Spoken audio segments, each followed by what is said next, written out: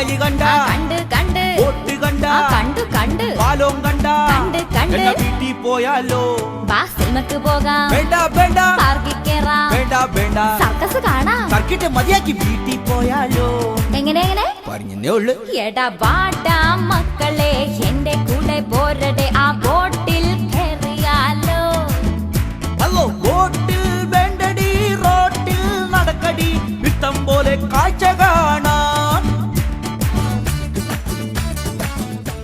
ഒരു ബ്രെഡ് കൊടുക്കാവോ മുഴുവൻ തിരിച്ചു കൊടുക്കണ്ട മുഴുവൻ ഇതെന്താണ്? ആ അത് ഈ ബോട്ട് നടുക്കാട്ടിൽ വെച്ച് പഞ്ചറായി കഴിഞ്ഞാൽ മാറ്റിയിടാനുള്ള സ്റ്റെപ്പിനെയാണിത്. അത് വേണ്ട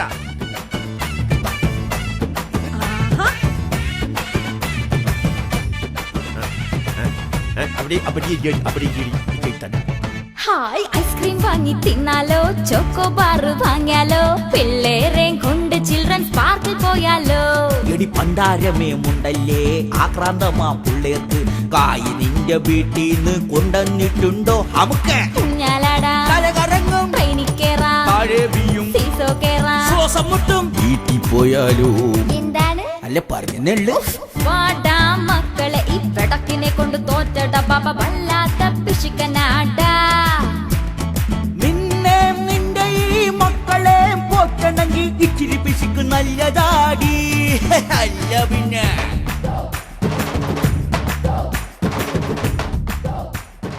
എന്താ നമ്മളോട് ഇത്തിരി നേരം സംസാരിച്ചോണ്ടിരിക്കാവോ മറ്റൊന്നുമായിട്ടല്ല തെറ്റിദ്ധരിക്കരുത്.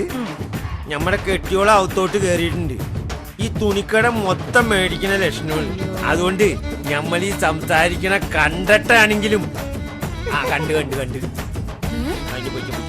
കാശ് എന്നിട്ട് പോടോ. ഞാൻ പെങ്ങളെ തൊടുവും പിടിക്കൊന്നും ചെയ്തിട്ടില്ല. തൊട്ടാലും പിടിച്ചാലും കാശ് വേറെ തന്നെ.